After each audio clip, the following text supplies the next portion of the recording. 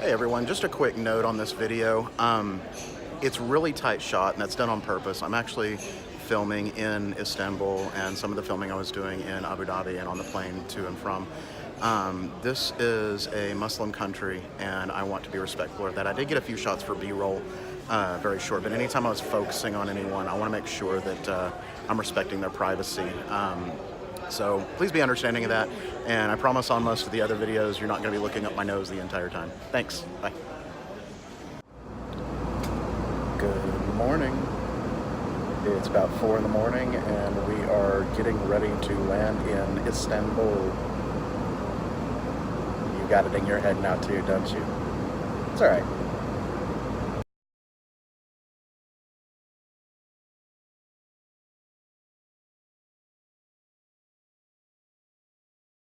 So we just landed at Ataturk. I've been in and out of this airport several times, and I really like it.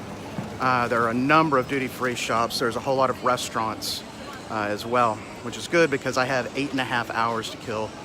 They rescheduled my second flight, which means I've got a long time. So I also need to see if I can find a selfie stick. I always said that I'd never use one of those, except maybe to beat people with. But if I'm going to be doing this vlog for you guys, I think I'm going to go ahead and get one. Give in to the temptation. I do promise I won't beat anybody with it unless they absolutely deserve it. But all right, so let's start hunting for that and see what we can find.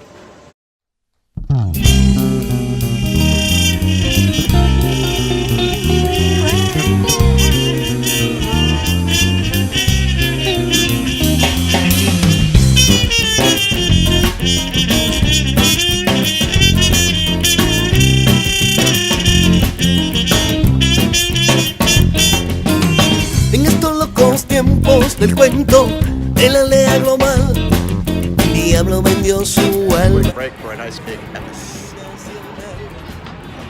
Quien rige nuestro destino. Ayer me dijeron que Dios perdía todas sus acciones en la bolsa de Nueva York. Competitividad, bájate los pantalones si quieres currar. Rentabilidad, pronto será un lujo. Another quick tip for when you're traveling alone and you have low vision. These are the boards here, and as you can tell, it's very hard to see. Well, quite simply, just use your camera. If you're using an Apple device, like an iPad or an iPhone, they have a really good magnifying system that actually will go in even closer than this. And it looks like pretty much everything is still wait for gate. So we'll check back in a little bit.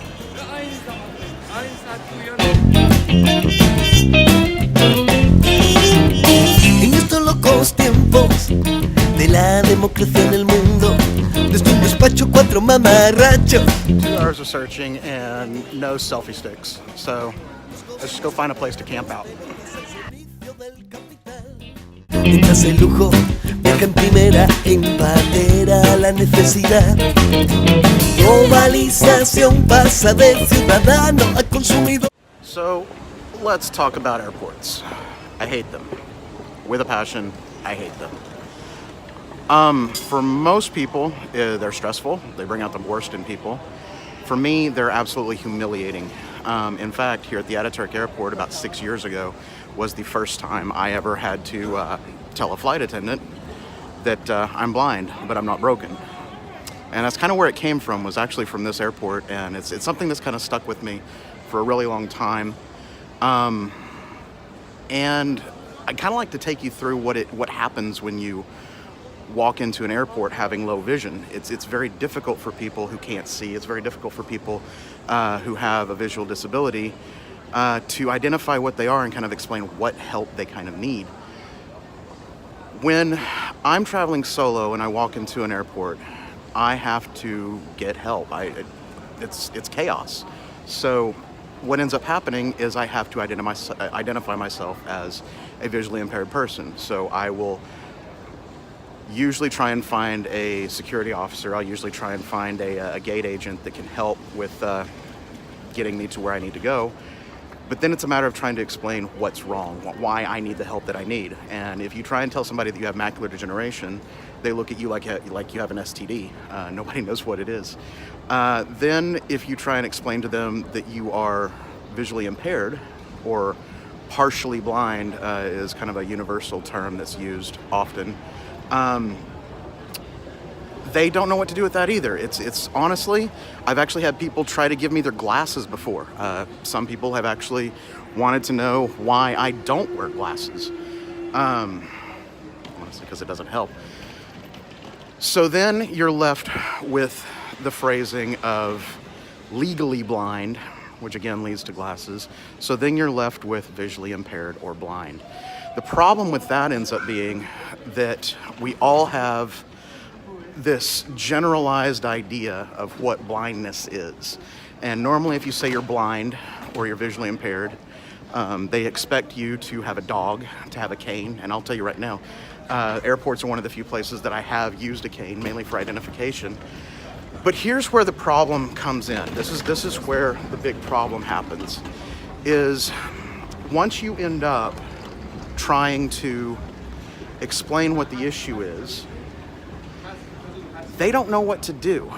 So with blindness, they want to treat you like you should have a dog, like you should have a cane.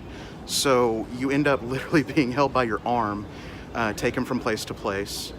I have on several occasions been put on a wheelchair and kind of swept through the airport. When it comes to the plane, a lot of times when you travel international, you end up having to use stairs. They don't think you can walk down the stairs, so they end up putting you on an elevator at the back of the plane and put you on with another group of people that do need the wheelchairs. Which honestly, this isn't a big deal. There's not a big problem with that until once they get you to where you need to go. They've taken you in this wheelchair, you're carrying a blind cane, and what happens is they explain to the people there that you're blind. So you have to play a part.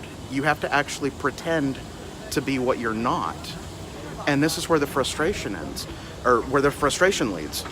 Sorry, I'm trying to prove I can do this. I'm walking I'm not walking, I'm riding on a sorry, I'm moving sidewalk, and now I'm walking. So I'm trying not to fall, even though that would kind of be funny, you know. The point is that you end up having to play a part. You end up having to be something that you're not, kind of out of humiliation.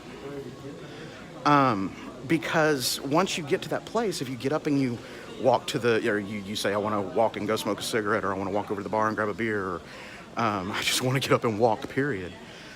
They don't expect you to be able to do that. I've actually had people before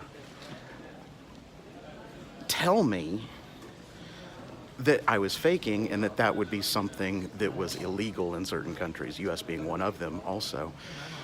The point is, airports can be quite humiliating for people with low vision. And don't get me wrong, I know that this comes from a good place. They want to make sure that people are taken care of. They want to make sure that people are treated well, that they don't get hurt, that they get to where they want to go. But sometimes all you really need is for somebody to simply tell you what your seat number is. This flight to Istanbul was no exception. I didn't plan ahead I didn't book ahead for disability services or anything, because I want to prove that this is doable.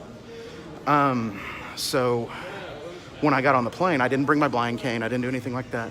So when I got on the plane, I told them that I was visually impaired, and he wanted to know where he could touch me, which was kind of something weird to say.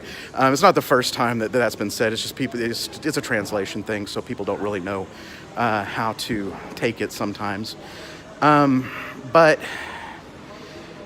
here's the thing, and it's kind of a logic thing. There's only one direction you can go on an airplane. When you go in the door, you go back. When they tell you to stop and sit down, you stop, you sit down. So again, I know this comes from a good place. I know they're wanting to help, but it needs to be understood that sometimes to help somebody, the best thing you can do is ask them what they need. Ask them what it is that they can do to help, instead of just assuming that they're blind or assuming that you need to treat everybody the same way. Now, that being said, I think it's also very important for people who do have low vision to also be patient, to also be understanding, because you are in the middle. You are someone who is kind of hard to define, and there's nothing wrong with that. I hear people all the time say that you shouldn't let your disability define you. I let my disability define me, but I choose how it defines me. I'm extremely proud of what I've done with my visual disability. I'm extremely proud of what I've done to overcome it. And honestly, in a lot of ways, I think being visually impaired has helped me in a lot of ways, when it comes to teaching, when it comes to patience, when it comes to, just understanding society in general. So it's important for people with low vision to understand that people who don't know about low vision want to do their best to help you. They're not trying to humiliate you. They're not trying to do anything to upset you. It's up to you to make sure that they understand. Now, for those of you who are dealing with people with visual disabilities, especially those who are kind of, too sighted to be blind and too blind to be sighted, we'll talk more about that in a later video. It's also important to understand that people with visual disabilities, macular degeneration, retinal degeneration, diabetic retinopathy, things like these are extremely difficult to deal with, not in losing the vision itself, but in the fact that you have to learn how to work with a new psychology, with a new understanding of life. And for people who lose their vision, like me, I lost my vision when I was 18 years old. It hurts. It's hard. It's very difficult to deal with. It's very difficult to come to terms with. And people who lose their vision are going to be angry. They're going to be pissed. They're going to be hurt. And they don't always know where to direct that anger. They don't always know where to direct that idea that they've lost something so important to them, like their vision. And oftentimes, myself included, you can ask my wife about this, a lot of times we end up kind of displacing that anger. We end up displacing that resentment on the people that we love and on the people that are trying to help us. So all I can say is be patient with us. And us, the low vision people, be patient with the people that are trying to help you as well. It's really important to do so, and it's really important for you to help people understand exactly what's going on, to help people understand exactly why what they're doing can be humiliating, why what people are doing can be degrading at some points. That's about it for now. Glad everybody joined us for this, and please remember to like, comment, and subscribe. Please remember also, I may be blind, but I'm not broken.